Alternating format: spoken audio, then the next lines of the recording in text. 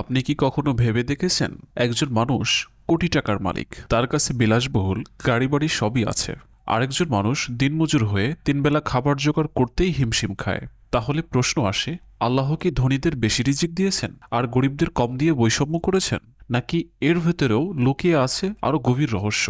আমাদের সমাজে প্রায় এই প্রশ্ন ওঠে, আমি এত পরিশ্রম করি তবু আমার আয় এত কম কেন? কেন অনেকে কোনো কষ্ট না করেই ধনী হয়ে যায়? গরিবের প্রতি আল্লাহ কি তাহলে ন্যায় করেননি? আসুন আজ আমরা জানার চেষ্টা করি রিজিক আসলে কি, আর আল্লাহ কেন কারো বেশি রিজিক দেন আর কারোই বা অনেক কম রিজিক দেন। আমাদের অনেকের ভুল ধারণা আছে রিজিক মানেই হলো টাকা পয়সা, কিন্তু আসলে রিজিকের মধ্যে আছে স্বাস্থ্য, শান্তি, পরিবার, সৎ সন্তান, জ্ঞান, এমনকি সময়ও। কেউ কোটি টাকা পেয়েও অসুস্থতায় ভুগে রাতে ঘুমাতে পারে না, আবার কেউ কম আয় করেও সুখে থাকে, কারণ তার পরিবারে আছে শান্তি। তাই রিজিককে শুধুমাত্র টাকায় মাপা যায় না।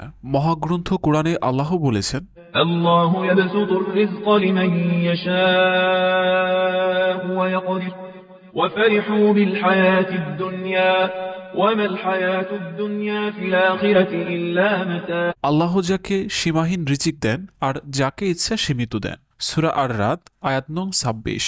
এটা আল্লাহ তাআলার হিকমতেরই একটা অংশ। আমরা যখন ধনীর দিকে তাকাই মনে হয় আল্লাহ বৈষম্য করেছেন, কিন্তু বাস্তবে এটা একটা পরীক্ষা। ধনীর পরীক্ষা হলো সে কি কৃতজ্ঞ হয় নাকি অহংকারে পড়ে। গরিব হওয়া মানেই কিন্তু অভিশাপ নয়, বরং গরিব হওয়াটা হতে পারে আল্লাহ তাআলার পরীক্ষা। আল্লাহ দেখতে চান তুমি কষ্টে ধৈর্য ধরেছো কিনা।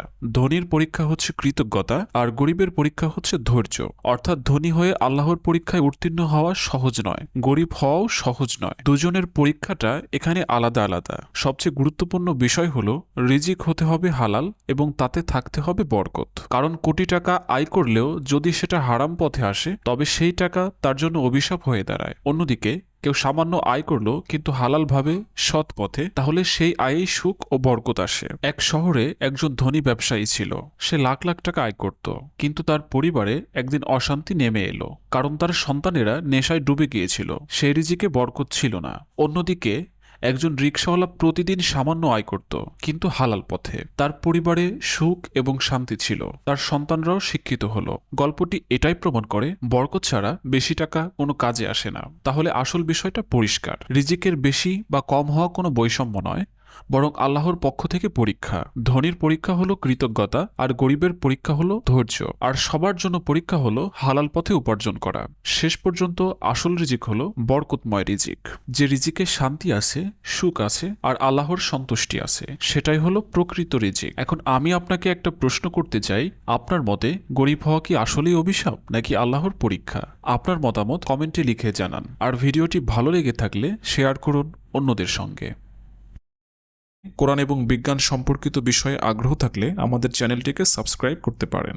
ধন্যবাদ।